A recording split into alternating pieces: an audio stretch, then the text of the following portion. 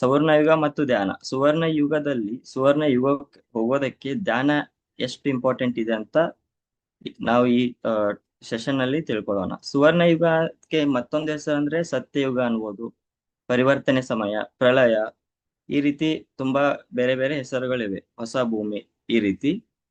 ಆ ಸುವರ್ಣ ಯುಗ ಅಂದ್ರೆ ನಮಗ ಆಲ್ರೆಡಿ ಗೊತ್ತೇ ಇದೆ 4 ಯುಗಗಳಿದಾವೆ ಅಂತ. ಕಲಿಯುಗ, ಸತ್ಯಯುಗ, ತ್ರೇತಾಯುಗ, ದ್ವಾಪರಯುಗ, ಕಲಿಯುಗ ಅಂತ.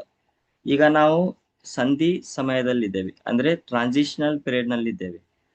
ಇವಾಗ ಕಲಿಯುಗ ಮುಗಿದು ಸತ್ಯಯುಗಕ್ಕೆ ಹೋಗುವಂತ ನಡ್ಬರ್ಕ್ ಸಮಯ ಇರ್ತದಲ್ಲ, ಆ ಸಮಯದಲ್ಲಿ ನಾವು ಈ ಪ್ರಸ್ತುತವಾಗಿದ್ದೇವೆ.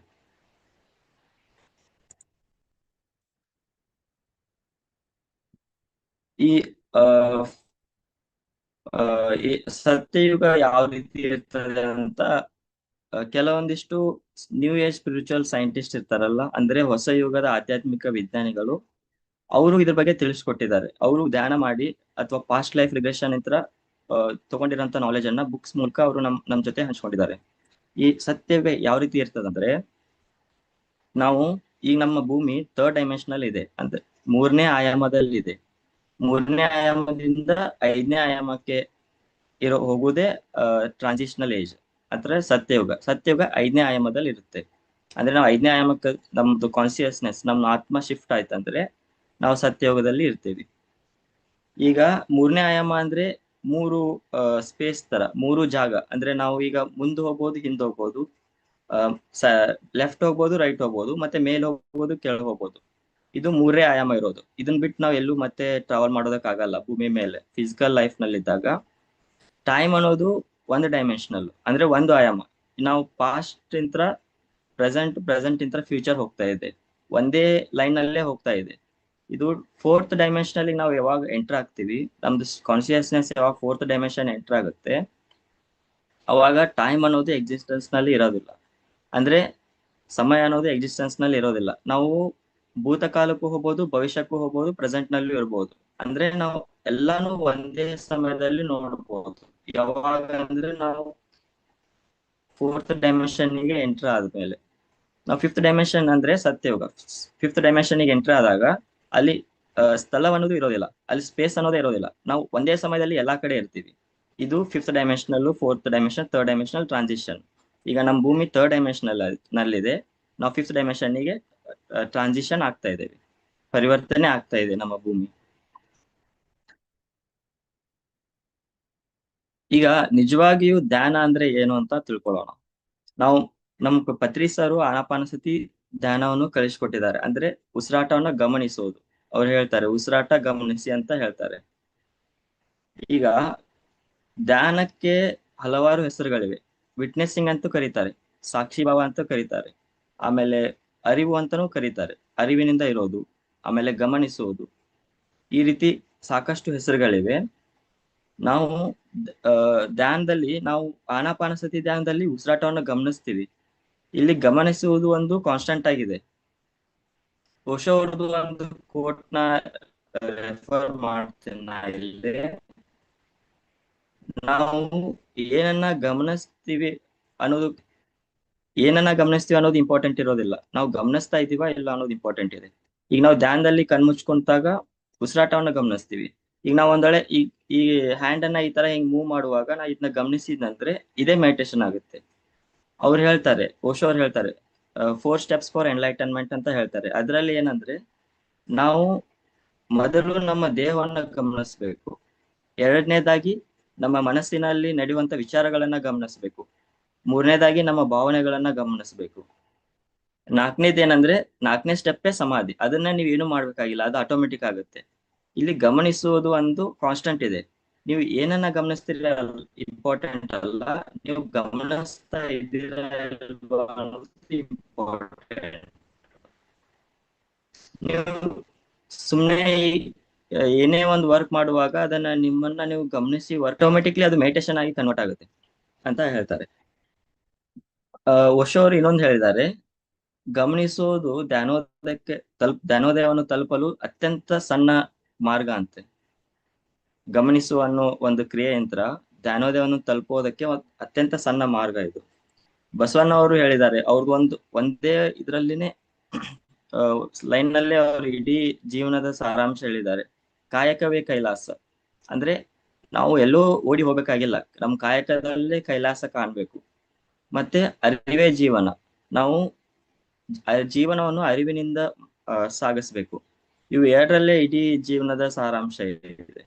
ಇದು ಬಸವಣ್ಣ ಅವರು ಹೇಳಿರೋದು, ನಮ್ಮೆಲ್ಲರಿಗೂ ಗೊತ್ತೇ ಇದೆ. ಇವಾಗ ಹೊಸ ಯುಗದ ಆಧ್ಯಾತ್ಮಿಕ ವಿಜ್ಞಾನಿಗಳ ಬಗ್ಗೆ ಇವ್ರು ಇಷ್ಟೆಲ್ಲ ಮಾಸ್ಟರ್ಸ್ ಇದ್ದಾರೆ, ನಾನು ತುಂಬಾ ಜನ ಇದ್ದಾರೆ. ಅದರಲ್ಲಿ ನಾನು ಕೆಲವು 5 ಜನದ ಮಾಸ್ಟರ್ನ ಅವ್ರ ಬಗ್ಗೆ, ಅವರು ಸತ್ಯಯುಗ ಬಗ್ಗೆ ಯಾವ ತರ ಇರುತ್ತೆ, ಹೊಸ ಭೂಮಿ ಹೊಸ ಯುಗ ಯಾವ ತರ ಇರುತ್ತೆ ಅಂತ ಹಂಚ್ಕೊಂಡಿದ್ದಾರೆ ನಮ್ ಜೊತೆ ಎಲ್ಲ. ಅದನ್ನ ನಾನು ನಿಮ್ಗೆ ವ್ಯಕ್ತಪಡಿಸ್ತೇನೆ. ಮೊದಲನೇದಾಗಿ ಬ್ರಹ್ಮಶ್ರೀ ಸುಭಾಷ್ ಪತ್ರಿಜಿ ಅವರು ಈ ಹೊಸ ಯುಗದ ಬಗ್ಗೆ ಹೇಳಿದ್ದಾರೆ. ಅವರು PSSM ಗ್ಲೋಬಲ್ ಫೌಂಡರ್. ಅವ್ರು ಏನ್ ಹೇಳಿದಾರೆ ಅಂದ್ರೆ, ಇನ್ನು 10 ವರ್ಷದಲ್ಲಿ, ಅಂದ್ರೆ ಅವ್ರದ್ದೊಂದು ವಿಡಿಯೋ ಇದೆ 2021ರಲ್ಲಿ ರಿಲೀಸ್ ಆಗಿರೋ ವಿಡಿಯೋ ಅದು. ಅಂದ್ರೆ ಜೂಮ್ ಮೀಟಿಂಗ್ ನಲ್ಲಿ ಅವ್ರು ಹೇಳಿರೋಂತ ಟಾಪಿಕ್ ಇದು, ಮಾಹಿತಿ ಇದು. ಇನ್ನೊಂದು 10 ವರ್ಷದಲ್ಲಿ ಭೂಮಿ ಮೇಲೆ ತುಂಬಾ ಗ್ರೇಟ್ ಟ್ರಾನ್ಸ್ಫಾರ್ಮೇಶನ್ ಆಗೋದಿದೆ, ತುಂಬಾ ಅದ್ಭುತವಾದ ಪರಿವರ್ತನೆ ಆಗೋದಿದೆ. ಏನಂದ್ರೆ, ನಮ್ದು ಪೋಲ್ಸ್ ಇದೆ ಅಲ್ಲ, ನಾರ್ತ್ ಪೋಲ್ ಮತ್ತೆ ಸೌತ್ ಪೋಲ್, ಅವು ಶಿಫ್ಟ್ ಆಗ್ತಾವಂತೆ. ಅದು ಶಿಫ್ಟ್ ಆತಂದ್ರೆ ನೀರಿರುವ ಜಾಗದಲ್ಲಿ ನೆಲ ಬರುತ್ತೆ, ನೆಲ ಇರೋ ಜಾಗದಲ್ಲಿ ನೀರು ಬರುತ್ತೆ. ಅವ್ರು ಹೇಳಿದ್ದಾರೆ ಪತ್ರಿ ಸರ್, ಏನಂದ್ರೆ ಈ ಸಮಯದಲ್ಲಿ ಎಷ್ಟೋ ಜನ ಈ ದೇಹವನ್ನ ಬಿಡ್ಬೇಕಾಗುತ್ತೆ. ಈ ಭೂಮಿ ಮೇಲಿರೋ ಎಷ್ಟೋ ಜನ ದೇಹವನ್ನು ತ್ಯಾಗ ಮಾಡ್ಬೇಕಾಗುತ್ತೆ ಮತ್ತು ಹೈಯರ್ ಡೈಮೆನ್ಷನ್ಗೆ ಮೂವ್ ಆಗ್ಬೇಕಾಗುತ್ತೆ. ಯಾರು ಉಳಿದಿರ್ತಾರಲ್ಲ ಭೂಮಿ ಮೇಲೆ, ಅವರೆಲ್ಲರೂ ಮಾಸ್ಟರ್ ಆಗಿರ್ತಾರೆ, ಮತ್ತೆ ಜ್ಞಾನೋದಯ ಹೊಂದಿದವರೇ ಆಗಿರ್ತಾರೆ. ಜ್ಞಾನೋದಯ ಹೊಂದಲಾರ್ದವ್ರು, ಮೆಡಿಟೇಷನ್ ಮಾಡ್ಲಾರ್ದವ್ರು ಭೂಮಿ ಮೇಲೆ ಇರೋದಿಲ್ಲ ಇನ್ನು 10 ವರ್ಷದಲ್ಲಿ. ಇದು ಪತ್ರಿ ಸರ್ ಹೇಳಿರೋ ಮಾಹಿತಿನೇ ಆಗಿದೆ. ಇವರು ಡೊಲರಿಸ್ ಕ್ಯಾನನ್ ಅಂತ, ಇವ್ರು ಏನ್ ಮಾಡ್ತಾರಂದ್ರೆ ಪಾಸ್ಟ್ ಲೈಫ್ ರಿಗ್ರೆಷನಿಸ್ಟ್, ಅಂದ್ರೆ ರಿಗ್ರೆಷನ್ ಥೆರಪಿಸ್ಟ್. ಇವ್ರು ಏನ್ ಮಾಡ್ತಾರೆ, ನಮ್ದು ಪೂರ್ವ ಜನ್ಮಕ್ಕೆ ಕರ್ಕೊಂಡು ಹೋಗಿ ಅಲ್ಲಿ ಏನಾದ್ರೂ ಕರ್ಮದ ಕಲೆಗಳಿದ್ರೆ ಅದನ್ನ ಹೀಲ್ ಮಾಡ್ತಾ ಇದ್ರು. ಇವ್ರು ಏನ್ ಮಾಡ್ ಇವರು ಎಷ್ಟೋ ಸಾವಿರಾರು ಪಾಸ್ಟ್ ಲೈಫ್ ಸಬ್ಜೆಕ್ಟ್ಸ್ ಅನ್ನ ಪಾಸ್ಟ್ ಲೈಫ್ ರಿಗ್ರೆಷನ್ ಮಾಡಿ ಅವ್ರಿಂತ್ರ ಈ ಮಾಹಿತಿಯನ್ನ ಹೊರ ಹಾಕಿದ್ದಾರೆ. ಅಂದ್ರೆ ಯಾವ ರೀತಿ ಇರ್ತದೆ ಏನಂತ. ಇವ್ರದ್ದು 3 ವೇವ್ಸ್ ಆಫ್ ವಾಲಂಟಿಯರ್ಸ್ ಅಂತ ಒಂದು ಬುಕ್ ಇದೆ, ಅದು ಮುಂದೆ ಹೇಳ್ತೀನಿ, ಅದು ಸಾರಾಂಶವಾಗಿ ಸಣ್ಣದಾಗಿ ಯಾವ ರೀತಿ ಆ ಬುಕ್ ದಲ್ಲಿ ಏನಿದೆ ಅಂತ. ಇವ್ರು ಏನ್ ಹೇಳ್ತಾರಂದ್ರೆ, ಅರ್ತ್ ಟ್ರಾನ್ಸ್ಫಾರ್ಮ್ ಆಗುವಾಗ ಅರ್ತ್ ಡೆಸ್ಟ್ರಾಯ್ ಆಗಲ್ಲ, ಫ್ರೀಕ್ವೆನ್ಸಿ ಲೆವೆಲ್ ನಲ್ಲಿ ನಾವು ಚೇಂಜ್ ಆಗ್ತೀವಂತೆ. ಅರ್ತ್ ಪೂರ್ತಿ ಡೆಸ್ಟ್ರಾಯ್ ಅಂತೂ ಆಗಲ್ಲ, ಫಿಸಿಕಲಿ ಡೆಸ್ಟ್ರಾಯ್ ಆಗಲ್ಲ, ನಾವು ಫ್ರೀಕ್ವೆನ್ಸಿ ಲೆವೆಲ್ ನಲ್ಲಿ ನಾವು ಶಿಫ್ಟ್ ಆಗ್ತೀವಿ. ಇವ್ರು ಹೇಳ್ತಾರೆ 2 ಅರ್ತ್ಸ್ ಆಗುತ್ತೆ. ಒನ್ ಅರ್ತ್ ನಲ್ಲಿ ಯಾವ ರೀತಿ ಅಂದ್ರೆ ಭಯ ಇರುತ್ತೆ, ಆಮೇಲೆ ಗೊಂದಲ ಇರುತ್ತೆ, ಮತ್ತೆ ಕಂಟ್ರೋಲ್ ಇರುತ್ತೆ. ಇನ್ನೊಬ್ರು ಕಂಟ್ರೋಲ್ ಮಾಡ್ತಾ ಇರ್ತಾರೆ ಜನಗಳನ್ನ. ಇವಾಗ ಪೊಲಿಟಿಕಲ್ ಸಿಸ್ಟಮ್ಸ್ ಇದೆಯಲ್ಲ, ಅದೇ ರೀತಿ. ಇನ್ನೊಂದು ಅರ್ತ್ ನಲ್ಲಿ ಯಾವ ರೀತಿ ಇರ್ತದೆ ಅಂದ್ರೆ ಹೈಯರ್ ಅವೇರ್ನೆಸ್ ಇರುತ್ತೆ, ಶಾಂತಿ ಇರುತ್ತೆ ಮತ್ತು ಏಕತ್ವ ಇರುತ್ತೆ. ಇದು 2 ಅರ್ತ್. ಇದು ಹೊಸ ಅರ್ತ್ ಹೈಯರ್ ಅವೇರ್ನೆಸ್, ಪೀಸ್ ಮತ್ತೆ ಯುನಿಟಿ ಒಳಗಡೆ ಇರ್ತದೆ. ಇದು ಓಲ್ಡ್ ಅರ್ತ್ ಯಾವ ರೀತಿ ಇರ್ತದೆ ಅಂದ್ರೆ ಭಯ ಇರುತ್ತೆ, ಅಲ್ಲಿದ್ದ ಜನಗಳಿಗೆ ಕಾನ್ಫ್ಲಿಕ್ಟ್ ಇರುತ್ತೆ, ಗೊಂದಲ ಇರುತ್ತೆ, ಮತ್ತೆ ಇನ್ನೊಬ್ರು ಕಂಟ್ರೋಲ್ ಮಾಡ್ತಾ ಇರ್ತಾರೆ. ಈಗ ಹೆಂಗ್ ನಮ್ ಮೀಡಿಯಾ ಎಲ್ಲ ನಮಗೆ ಯಾವ ರೀತಿ ಅದಕ್ಕೆ ಏನ್ ಬೇಕು ನಮಗೆ ತೋರಿಸಿ ಅದನ್ನ ಕಂಟ್ರೋಲ್ ಮಾಡತ್ತಲ್ಲ, ನಮ್ಮ ಮೈಂಡ್ ಅನ್ನ ಸೈಕಾಲಜಿ ನಮ್ಮ ಮೈಂಡ್ ಅನ್ನ ಇನ್ಫ್ಲುಯೆನ್ಸ್ ಮಾಡುತ್ತೆ. ಆ ರೀತಿ ಇರೋದಿಲ್ಲ ಹೊಸ ಅರ್ಥದಲ್ಲಿ. ಆಮೇಲೆ ಯಾರು ಹೊಸ ಅರ್ಥಿಗೆ ಮೂವ್ ಆಗ್ತಾರೆ, ಯಾರು ಈ ಸತ್ಯಯುಗಕ್ಕೆ ಮೂವ್ ಆಗ್ತಾರೆ ಅಂತ ಹೇಳಿದ್ರೆ, ಇದು ರ್ಯಾಂಡಮ್ ಆಗಿರೋದಿಲ್ಲ, ಸುಮ್ಮ ಆಕಸ್ಮಿಕವಾಗಿ ಆಗೋದಿಲ್ಲ. ಯಾರು ಸತ್ಯಯುಗಕ್ಕೆ ಮೂವ್ ಆಗಲ್ಲ, ಮತ್ತೆ ದೇವ್ರು ಚೂಸ್ ಮಾಡಲ್ಲ ಇದನ್ನ ಯಾರು ಮೂವ್ ಆಗ್ಬೇಕು ಏನೋ ಅಂತ. ಇವ್ರು ಹೇಳ್ತಾರೆ based on your vibration, based on ನಮ್ದು ಯಾವ ರೀತಿ ನಾವು ವೈಬ್ರೇಟ್ ಆಗ್ತಾ ಇರ್ತೀವಿ, ಅಂದ್ರೆ ನಮ್ದು ಸ್ಟೇಟ್ ಆಫ್ ಮೈಂಡ್ ಮತ್ತೆ ನಮ್ದು ಕಾನ್ಸಿಯಸ್ನೆಸ್, ನಮ್ದು ಮನಸ್ಸಿನ ಸ್ಥಿತಿ ಮತ್ತು ನಮ್ಮ ಚೈತನ್ಯದ ಆಧಾರದ ಮೇಲೆ ನಾವು ಹೊಸ ಯುಗಕ್ಕೆ ನಾವು ಪ್ರವೇಶ ಆಗ್ತೀವಿ. ಯಾರು ಭಯವನ್ನು ಬಿಡ್ತಾರೆ, ಆಮೇಲೆ ಈ ಕೋಪವನ್ನು ಬಿಡ್ತಾರೆ, ಅಹಂಕಾರವನ್ನು ಬಿಡ್ತಾರಲ್ಲ, ಮತ್ತೆ ಯಾರು ಕಂಪ್ಯಾಷನ್ ಅಲ್ಲಿ ಇರ್ತಾರೆ. ಅಹಿಂಸೆ ಮಾಡಲ್ಲ, ಆ ಹಿಂಸೆ ಮಾಡಲ್ಲ, ಅಹಿಂಸೆ ಒಳಗಡೆ ಇರ್ತಾರೆ. ಮತ್ತೆ ಅವೇರ್ನೆಸ್ ನಲ್ಲಿ ಇರ್ತಾರೆ. ಯಾರು ಸತ್ಯಕ್ಕಾಗಿ ಶೋಧನೆ ಮಾಡ್ತಾರೆ ಮತ್ತು ಆಂತರಿಕ ಬೆಳವಣಿಗೆಯನ್ನ ಬಯಸ್ತಾರಲ್ಲ, ಅವರು ಮಾತ್ರ ಹೊಸ ಯುಗಕ್ಕೆ ಹೋಗೋದಕ್ಕೆ ಅರ್ಹರಿದ್ದಾರೆ ಅಂತ ಹೇಳ್ತಾರೆ. ಪತ್ರಿ ಸರ್ ಅದಕ್ಕೆ ಎಲ್ಲರ ಎಷ್ಟು ಸಾಧ್ಯನೋ ಎಲ್ಲರನ್ನೂ ಸತ್ಯಕ್ಕೆ ಕರ್ಕೊಂಡು ಹೋಗುವಂತ ಅವರು ಗುರಿ, ಅವ್ರದ್ದು ಪತ್ರಿ ಸರ್ ಗುರಿ. ಆ ಈ ರೀತಿ ಇದ್ದಾಗ ಮತ್ತೆ ಆ, ಈ ರೀತಿ ಇದ್ದಾಗ ಇಷ್ಟಿತ್ತಂದ್ರೆ ನಾವು ನ್ಯಾಚುರಲ್ ಆಗಿ ಆ ಈ ಪತ್ರಿ ಸರ್ ಹಾಕೊಟ್ಟಿರೋ ಅಡಿಪಾಯದಲ್ಲಿ ನಾವು ಫಾಲೋ ಮಾಡಿದ್ರೆ ನಾವು ನ್ಯಾಚುರಲ್ ಆಗಿ ಹೊಸ ಅರ್ಥಿಗೆ ಮೂವ್ ಆಗ್ತೀವಿ, ಹೊಸ ಯುಗಕ್ಕೆ ಟ್ರಾನ್ಸ್ಫಾರ್ಮ್ ಆಗ್ತೀವಿ ನಾವು. ಆಮೇಲೆ ಯಾವ ರೀತಿ ಇರ್ತದೆ ಈ ಹೊಸ ಭೂಮಿ ಅಂತ ನೋಡಿದ್ರೆ ಅಲ್ಲಿ ಲೆಸ್ ಡೆನ್ಸಿಟಿ ಇರ್ತದೆ. ಅದ್ರ ಕನ್ನಡ ಅಲ್ಲಿ ಸಾಂದ್ರತೆ ಅಂತಾರೆ. ಡೆನ್ಸಿಟಿ ಅಂದ್ರೆ ವೇಟ್ನೆಸ್ ಅಥವಾ ಎನರ್ಜಿ ವೈಸ್ ನೋಡಿದ್ರೆ ಡೆನ್ಸ್ ನೆಗೆಟಿವ್ ಎನರ್ಜಿ ಇರೋದಿಲ್ಲ, ಎಲ್ಲ ಪಾಸಿಟಿವ್ ಎನರ್ಜಿ ಇರ್ತದೆ. ಮತ್ತೆ ಕಡಿಮೆ ಲೆಸ್ ಸಫರಿಂಗ್ ಇರುತ್ತೆ, ಲೆಸ್ ಸಫರಿಂಗ್ ಅಂಡ್ ಲೆಸ್ ಕೆಯಾಸ್. ಯಾವ ರೀತಿ ಅಂದ್ರೆ ಕಡಿಮೆ ದುಃಖ ಇರೋದಿಲ್ಲ, ದುಃಖ ಅನ್ನೋದು ತುಂಬಾ ಕಡಿಮೆ ಆಗ್ಬಿಟ್ಟಿರ್ತದೆ. ಮತ್ತೆ ಈ ರೀತಿ ಎಲ್ಲ ನಮ್ದು ವಾತಾವರಣದಲ್ಲಿ ಗೊಂದಲ ಅನ್ನೋದು ಇರೋದಿಲ್ಲ, ಹೇಟ್ ಅನ್ನೋದು ಇರೋದಿಲ್ಲ, ಈ ತರ ಇರೋದಿಲ್ಲ. ಆಮೇಲೆ ಅಲ್ಲಿ ಎಲ್ಲರೂ ಏನ್ ಮಾಡ್ತಿರ್ತಾರಂದ್ರೆ ಟೆಲಿಪ್ಯಾಟಿಕಲಿ ಮಾತಾಡ್ತಾರೆ, ಅಂದ್ರೆ ಮನಸ್ಸಿನ ಒಳಗೇನೆ ಮಾತಾಡ್ತಾರೆ, ಇಂಟ್ಯೂಷನ್ ನಿಂತ್ರ ಮಾತಾಡ್ತಾರೆ. ಆಮೇಲೆ ನಾವು ನೇಚರ್ ಜೊತೆ ಡೀಪ್ ಆಗಿ ಕನೆಕ್ಟ್ ಆಗಿರ್ತೀವಿ. ಈಗ ಪತ್ರಿ ಸರ್ ಹೇಳ್ತಾ ಇದಾರಲ್ಲ, ನಾವು ಪ್ರಾಣಿಗಳನ್ನ ಹಿಂಸೆ ಮಾಡಬಾರ್ದು ಅಂತ. ಆ ರೀತಿ ನಾವು ಅದು ನಮ್ಮ ಸಿಸ್ಟರ್ಸ್ ಅಂಡ್ ಬ್ರದರ್ಸ್ ಅಂತ ಹೇಳ್ತಾರೆ ಪತ್ರಿ ಸರ್. ಎನಿಮಲ್ಸ್ ಎಲ್ಲ ಅದ್ರ ಜೊತೆ ನಾವು ಕನೆಕ್ಟ್ ಆಗ್ತೀವಿ, ನೇಚರ್ ಜೊತೆ ಕನೆಕ್ಟ್ ಆಗ್ತೀವಿ.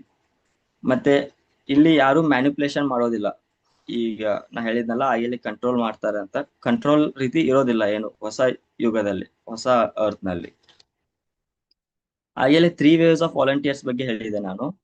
ಇದು 3 ವೇವ್ಸ್ ಆಫ್ ವಾಲಂಟಿಯರ್ಸ್ ಅಂದ್ರೆ ಏನು ಅಂದ್ರೆ, ಯಾವಾಗ ನಮ್ದು ಭೂಮಿ ವರ್ಲ್ಡ್ ವಾರ್ ಎಂಟರ್ ಆಯ್ತಲ್ಲ, ಮಹಾಯುದ್ಧ ಎಂಟರ್ ಆಯ್ತಲ್ಲ, ಅವಾಗ ತುಂಬಾ ಡೆನ್ಸ್ ನೆಗೆಟಿವಿಟಿ ಆಯ್ತು ನಮ್ ಅರ್ತ್ ಮೇಲೆ. ವರ್ಲ್ಡ್ ವಾರ್ 2 ಇಂತ್ರ ಮತ್ತೆ ವರ್ಲ್ಡ್ ವಾರ್ 1 ಇಂತ್ರ ಎಷ್ಟೋ ಲಕ್ಷಾಂತರ ಜನ ದೇಹವನ್ನು ಬಿಟ್ರು. ಅದರಿಂದ ಆ ಪೇನು ಗ್ರೀಫ್ ಇದರಿಂದ ಎಷ್ಟೋ ನೆಗೆಟಿವಿಟಿ ಕ್ರಿಯೇಟ್ ಆಗಿತ್ತು. ಆ ನೆಗೆಟಿವಿಟಿನ ಕ್ಲಿಯರ್ ಮಾಡೋದಕ್ಕೆ ಮದರ್ ಅರ್ತ್ ಕಾನ್ಶಿಯಸ್ನೆಸ್ ಇದೆ ಅಲ್ಲ, ನಮ್ದು ಭೂಮಿ ತಾಯಿಯ ಒಂದು ಚೈತನ್ಯ ಗ್ಯಾಲಕ್ಟಿಕ್ ಫೆಡರೇಷನ್ಗೆ ಹೋದಾಗ, ಅಂದ್ರೆ ಎಲ್ಲಾ ಗ್ಯಾಲಕ್ಸಿದು ಒಂದು ರಿಪ್ರೆಸೆಂಟೇಷನ್ ಇರ್ತಾರೆ ಗ್ಯಾಲಕ್ಟಿಕ್ ಫೆಡರೇಷನ್ ಅಂದ್ರೆ. ಅವ್ರ ಹತ್ರ ಹೋದಾಗ ಅವರು ಕರೆಕ್ಟ್ ಕೊಟ್ರಂತೆ, ನಿಮ್ಗೆ ಯಾರಾದ್ರೂ ಭೂಮಿ ಮೇಲೆ ಹೀಲ್ ಮಾಡೋರು ಅಥವಾ ನಿಮ್ಗೆ ಏನಾದ್ರು ಸ್ವ ಇಚ್ಛೆ ಅಂತ ಏನಾದ್ರು ಬರೋದಿದ್ರೆ ಬರ್ಬೋದು, ಇಲ್ಲಿ ಭೂಮಿ ಮೇಲೆ ಜನ್ಮ ತಗೊಂಡು ನೀವು ಹೀಲ್ ಮಾಡ್ಬೋದು ಅಂತ ಹೇಳಿದ್ರಂತೆ. ಅವಾಗ 3 ವೇವ್ಸ್ ಆಫ್ ವಾಲಂಟಿಯರ್ಸ್ ಆಗಿ ಬಂದ್ರಂತೆ. ಅಂದ್ರೆ 3 ವೇವ್ಸ್ ಆಫ್ ವಾಲಂಟಿಯರ್ ಅಂದ್ರೆ ಆತ್ಮಗಳು 3 ಅಲೆ ಆಗಿ ಬಂದುವಂತೆ. ಒಂದನೇ ಅಲೆ 1940ರಿಂದ 1960ರಲ್ಲಿ ಯಾರು ಹುಟ್ಟಿದಾರಲ್ಲ, ಕೆಲವರಲ್ಲಿ ಲೈಟ್ ವರ್ಕರ್ಸ್ ಆಗಿ ಹುಟ್ಟಿದ್ದಾರೆ. ಅವರು ಏನ್ ಮಾಡ್ತಾರೆ, ಅದು ಫಸ್ಟ್ ವೇವ್ ಅಂದ್ರೆ ಆತ್ಮದ ಒಂದನೇ ಅಲೆ ಅದು. ಅವ್ರು ಏನ್ ಮಾಡ್ತಾರೆ, ಎನರ್ಜಿನ ಗ್ರೌಂಡ್ ಮಾಡ್ತಾರೆ. ಈಗ ನಾವ್ ಏನಾದ್ರೂ ಒಂದು ಸಿಸ್ಟಮ್ ನ ಚೇಂಜ್ ಮಾಡ್ಬೇಕಂದ್ರೆ ಹೊರಗಡೆ ಅಂತ ಚೇಂಜ್ ಮಾಡೋದಕ್ ಬರೋದಿಲ್ಲ, ಒಳಗಡೆ ಹೋಗಿನೇ ಸಿಸ್ಟಮ್ ನ ಚೇಂಜ್ ಮಾಡ್ಬೇಕಾಗ್ತದೆ. ಹಂಗಾಗಿ ಇವ್ರು ಏನ್ ಮಾಡಿದ್ರು, ವಾಲಂಟಿಯರ್ ಆಗಿ ಚೂಸ್ ಮಾಡಿದ್ರು. ಎಷ್ಟೋ ಆತ್ಮಗಳು ಬೇರೆ ಬೇರೆ ಗ್ಯಾಲಕ್ಸಿ ಅಂತ ಇದ್ದಿತ್ತು, ಯೂನಿವರ್ಸ್ ನಾಗ ಇದ್ದಿತ್ತು, ಅರ್ತಿಗೆ ಬರೋದಕ್ಕೆ ಡಿಸೈಡ್ ಮಾಡಿದ್ರು ಅವ್ರ ಸ್ವ ಇಚ್ಛೆ ಅಂತ. ಇಲ್ಲಿ ಪೇನ್ ಎಲ್ಲ ನೋಡೋದಕ್ಕಾಗದೆ ಅಂತ ಕಾಂಟ್ರಿಬ್ಯೂಟ್ ಮಾಡ್ಬೇಕಂತ ಬರ್ದಕ್ ಸ್ಟಾರ್ಟ್ ಮಾಡಿದ್ರು. ಇದು ಫಸ್ಟ್ ವೇವ್ 1940ರಿಂದ 1960ರಲ್ಲಿ ಲೈಫ್ ಬರ್ತ್ ಆದ್ರು ಭೂಮಿ ಮೇಲೆ. ಸೆಕೆಂಡ್ ವೇವ್ ಯಾವ್ದಂದ್ರೆ 1960ರಿಂದ 1980ರಲ್ಲಿ ಅವ್ರು ಏನ್ ಮಾಡಿದ್ರು, ಫಸ್ಟ್ ವೇವ್ ಎನರ್ಜಿನ ಗ್ರೌಂಡ್ ಮಾಡಿದ್ರು. ಫಸ್ಟ್ ಅಲೆಗಳು ಬಂತಲ್ಲ ಆತ್ಮದ್ದು, ಅದು ಗ್ರೌಂಡ್ ಮಾಡಿದ್ರು. ಸೆಕೆಂಡ್ ಅಲೆ ಬಂತಲ್ಲ, ಅದು ಟ್ರಾನ್ಸ್ಮಿಟ್ ಮಾಡ್ತಾ ಇತ್ತು ಎನರ್ಜಿನ, ಅಂದ್ರೆ ಪಾಸಿಟಿವ್ ಎನರ್ಜಿನ ಸ್ಪ್ರೆಡ್ ಮಾಡ್ತಾ ಇತ್ತು. ಯಾಕಂದ್ರೆ ಪೂರ್ತಿ ಅರ್ತ್ ಎಲ್ಲ ಸ್ಪ್ರೆಡ್ ಮಾಡಿ ಅದನ್ನ ಪಾಸಿಟಿವ್ ವೈಬ್ರೇಷನ್ ನಿಂತರ ಪರಿವರ್ತನೆ ಸಮಯಕ್ಕೆ ಸಹಾಯವಾಗ್ಲಂತ ಡಿಸೈಡ್ ಮಾಡಿ ಬಂದಿರೋರು ಇವರು ಆತ್ಮಗಳು. ಮೂರನೇ ವೇವ್ ಏನಂದ್ರೆ 1990ರ ನಂತರ ಹುಟ್ಟಿದಾರಲ್ಲ, ಅದು ಮೂರನೇ ಅಲೆ, ಆತ್ಮದ ಮೂರನೇ ಅಲೆ. ಅವರಿಗೆ ಸ್ಟಾರ್ ಸೀಡ್ಸ್ ಅಂತಾನು ಕರೀತಾರೆ, ಹೈಬ್ರಿಡ್ ಚಿಲ್ಡ್ರನ್ಸ್ ಅಂತಾನು ಕರೀತಾರೆ. ಈ ರೀತಿ ಅವ್ರು ಏನ್ ಮಾಡ್ತಾರೆ, ಬಿಲ್ಡ್ ಮಾಡ್ತಾರೆ ಎನರ್ಜಿನ. ಈ ರೀತಿ 3 ಅಲೆಗಳಾಗಿ ಬಂದು ನಮ್ಗೆ ಹೆಲ್ಪ್ ಮಾಡ್ತಾ ಇದ್ದಾರೆ. ಮತ್ತೆ ನಾ ಇನ್ನೊಂದು ಆರ್ಟಿಕಲ್, PSSM ಆರ್ಟಿಕಲ್ ನಲ್ಲಿ ನೋಡ್ತಾ ಇದ್ದೆ. ಪತ್ರಿಜಿ ಸರ್ PSS ಹೇಳಿದ್ದಾರೆ, PSSM ನಲ್ಲಿರೋ 80% ಪಿರಾಮಿಡ್ ಮಾಸ್ಟರ್ಸ್ ಎಲ್ಲ ವಾಕಿನ್ಸ್ ಇದ್ದಾರೆ ಅಂತ ಹೇಳಿದ್ದಾರೆ. ಇದ್ರ ಮೂಲಕ ನಾವು ಕೋರಿಲೇಟ್ ಮಾಡ್ಕೋಬಹುದು ಯಾವ ರೀತಿ ಇದೆ ಅಂತ. ಈಗ ನೆಕ್ಸ್ಟ್ ಮಾಸ್ಟರ್ಗೆ ಹೋದ್ರೆ, ಇವರು ಡ್ಯಾರಿಲಿ ಅಂಕ ಅಂತ. ಒಂದ್ ನಿಮಿಷ.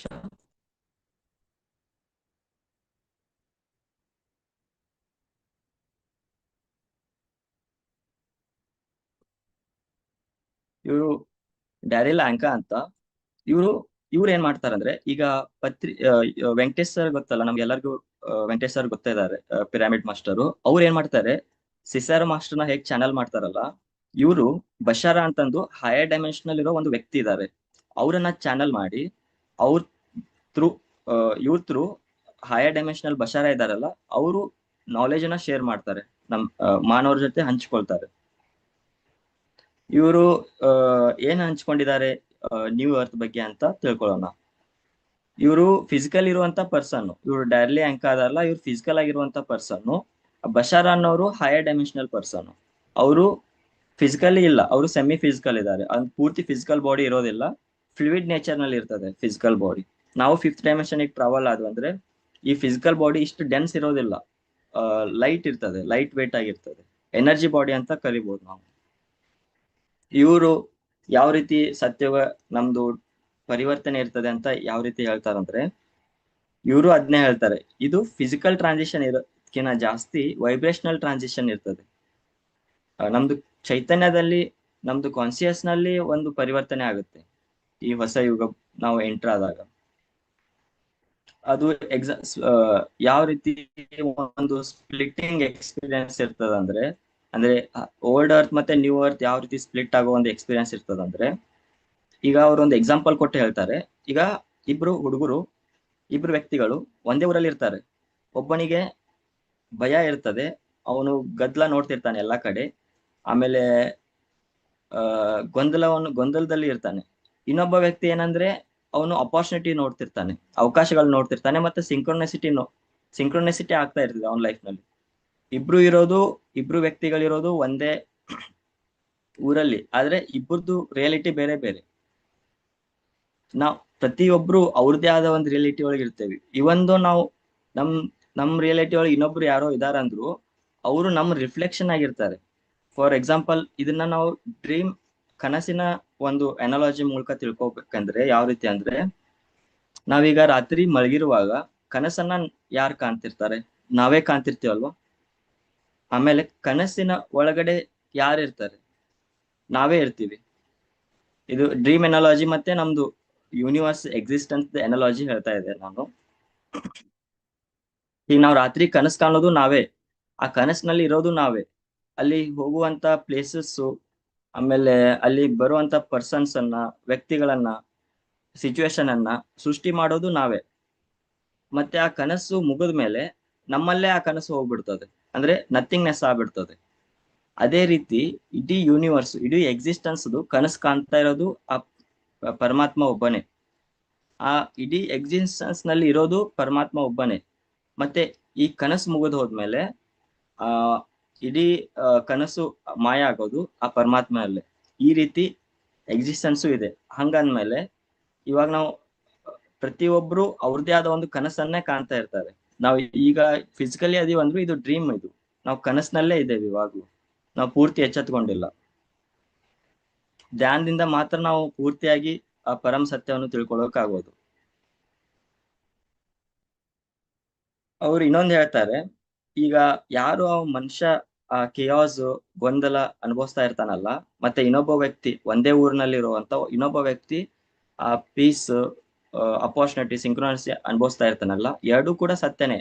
ಯಾಕಂದ್ರೆ ಅವನ ಫ್ರೀಕ್ವೆನ್ಸಿಗೆ ಅದು ಸತ್ಯ, ಇವನ್ ಫ್ರೀಕ್ವೆನ್ಸಿಗೆ ಇದು ಸತ್ಯ. ಎರಡನ್ನೂ ಡಿನೈ ಮಾಡಕ್ಕಾಗಲ್ಲ, ಎರಡೂ ಕೂಡ ಸತ್ಯನೇ ಅಂತ ಹೇಳ್ತಾರೆ. ಆಮೇಲೆ ಈ ರೀತಿ ಕೆಯಾಸ್ ಅನ್ನೋದು ಇದೆಯಲ್ಲ, ಕೆಯಾಸ್ ಅನ್ನೋದು ಒಂದು ಪರಿವರ್ತನೆ. ಅಂದ್ರೆ ಗೊಂದಲ ಅನ್ನೋದು, ಭೂಮಿ ಮೇಲೆ ವಾತಾವರಣ ಸೃಷ್ಟಿ ಆಗೋದು, ಇದೊಂದು ಪರಿವರ್ತನೆಯ ಒಂದು ಪಾರ್ಟ್ ಇದೆ. ಈಗ ನಾವು ಹಳೇದು ಪ್ಯಾಟರ್ನ್ ಮುರಿದ್ರೇನೆ ಹೊಸದು ಬರೋದಕ್ ಸಾಧ್ಯ ಅಲ್ಲ, ಅದ್ರ ಜಾಗ ತಗೊಳಕ್ ಸಾಧ್ಯ. ಹಾಗಾಗಿ ಕಿಯಾಸ್ ಇಂತ್ರ ಓಲ್ಡ್ ಪ್ಯಾಟರ್ನ್ಸ್, ಈಗ ನಮ್ದು ಏನಿದೆ ಅಲ್ಲ, ಈಗ ಪಾರಂಪರಿಕವಾಗಿ ಬಂದಿರುವಂತ ಪ್ಯಾಟರ್ನ್ಸ್, ಕಂಟ್ರೋಲ್ ಸಿಸ್ಟಮ್ಸ್, ಈ ತರ ಎಲ್ಲ ಅವು ಬ್ರೇಕ್ ಆದ್ರೇನೆ ಹೊಸ ಯುಗ, ಹೊಸ ಪ್ಯಾಟರ್ನ್ಸ್, ಹೊಸ ವರ್ಲ್ಡ್ ಆರ್ಡರ್ಸ್ ಬರೋದಕ್ಕೆ ಸಾಧ್ಯ.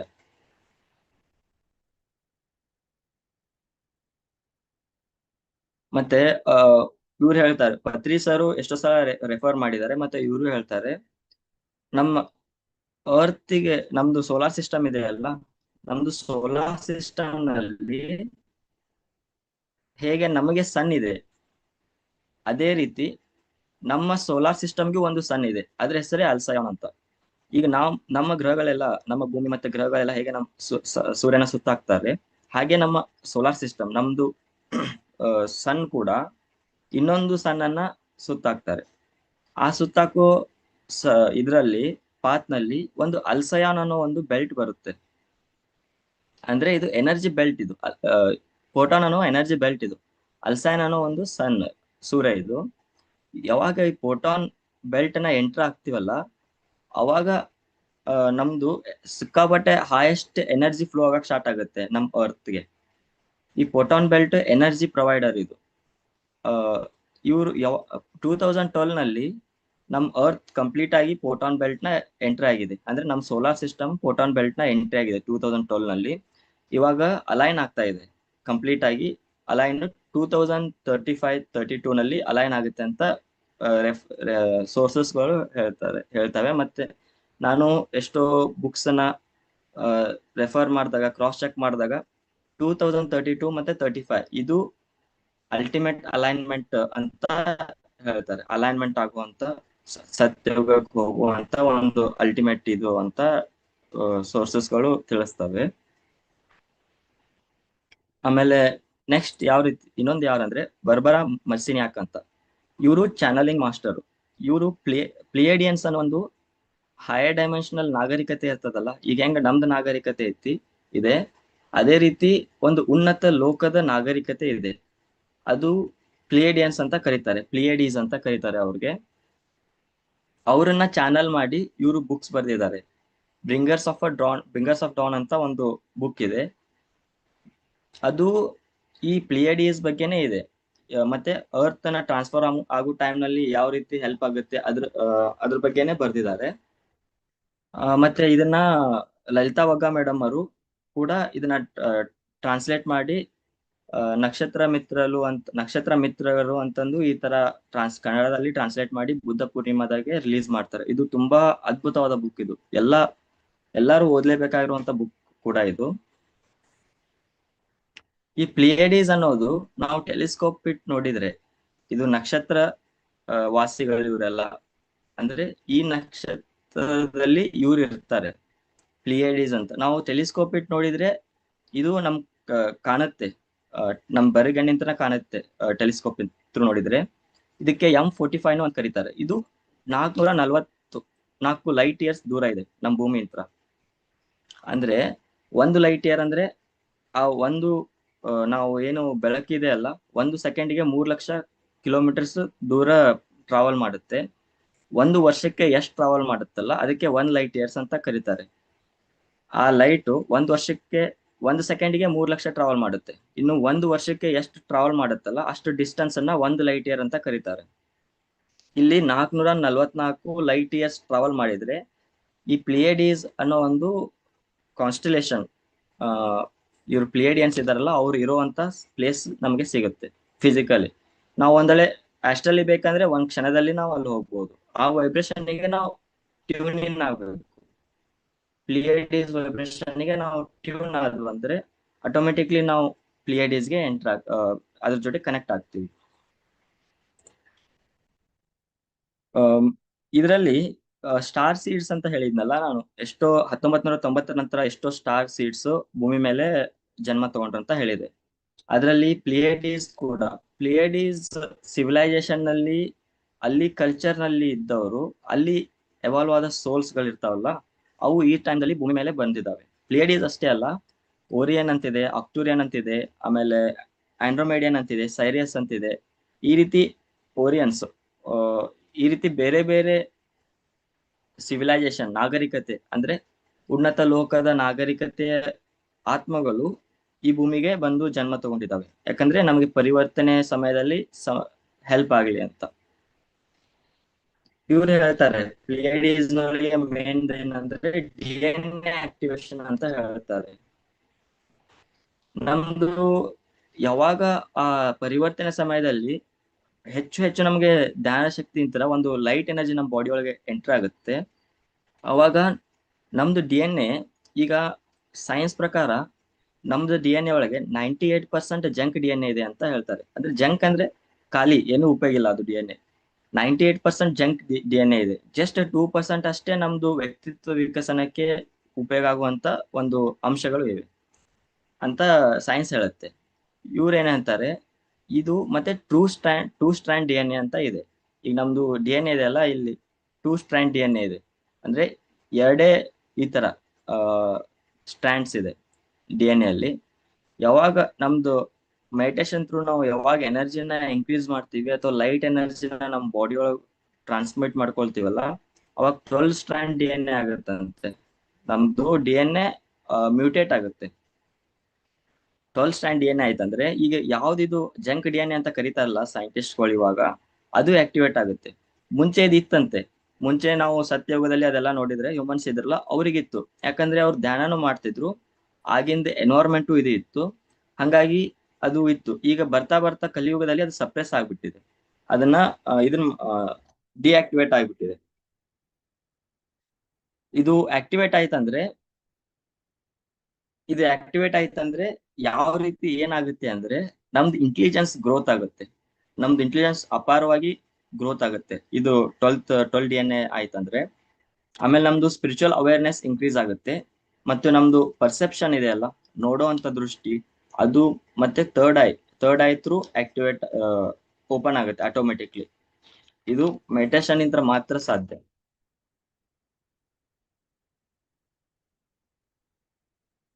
ಈಗ ಕೊನೆಯದಾಗಿ ಮಹರ್ಷಿ ಅಮರ ಅವರು, ತುಂಬಾ ಜನಕ್ಕೆ ಗೊತ್ತೇ ಇರ್ತದೆ ಮಹರ್ಷಿ ಅಮರ ಯಾರು ಅಂತ. ಇವರು ಲೈಟ್ ವರ್ಕರು, ಮಾನಸ ಏಜ್ ಫೌಂಡೇಶನ್ ಮತ್ತೆ ಮನೋವತಿಯ ಸಂಸ್ಥಾಕರು. ಪತ್ರಿಜಿ ಸರ್ ಕೂಡ ಇವರನ್ನ ಒಂದ್ಸಲ ಭೇಟಿಯಾಗಿದ್ದಾರೆ. ಇವರು 1974ರಲ್ಲಿ 14 ಮಾರ್ಚ್ 1974ರಲ್ಲಿ ಕಲಿಯುಗ ಅಂತ್ಯ ಆಗಿದೆ ಅಂತ ಹೇಳಿದ್ದಾರೆ. ನಾವೀಗ ಆಲ್ರೆಡಿ ಒಂದು ಟ್ರಾನ್ಸಿಷನಲ್ ಏಜ್ ನಲ್ಲಿ ಇದ್ದೇವೆ, ಅಂದ್ರೆ ಪರಿವರ್ತನೆ ಟೈಮ್ ದಲ್ಲಿ ಇದ್ದೇವೆ. ಇದನ್ನ ಹೆಚ್ಚು ಹೆಚ್ಚು ಎನರ್ಜಿ ನಮ್ಮ ಭೂಮಿಗೆ ಬರ್ತಾ ಇದೆ, ಅದನ್ನ ಉಪಯೋಗ ಮಾಡ್ಕೋಬೇಕು, ನಾವು ಯೂಸ್ ಮಾಡ್ಕೋಬೇಕು. ಮತ್ತೆ ಲಾರ್ಡ್ ಕಲ್ಕಿ ಅವರು ಇದರದ ಪ್ರಳಯ ಒಂದು ಪರಿವರ್ತನೆ ಒಂದು ಪ್ರೊಸೆಸ್ಸಿನ ಒಂದು ಇನ್ಚಾರ್ಜ್ ಇದ್ದಾರೆ. ಲಾರ್ಡ್ ಕಲ್ಕಿ ಅಂದ್ರೆ ಏನಿಲ್ಲ, ಅದೊಂದು ಎನರ್ಜಿ ಅಷ್ಟೇ. ಒಂದು ಎನರ್ಜಿ ಒಂದು ವ್ಯಕ್ತಿಯಾಗಿ ಮಾರ್ಪಾಟುಗೊಂಡಾಗ ಅದಕ್ಕೆ ಕಲ್ಕಿ ಅಂತ ಇವ್ರು ಹೇಳಿದ್ದಾರೆ.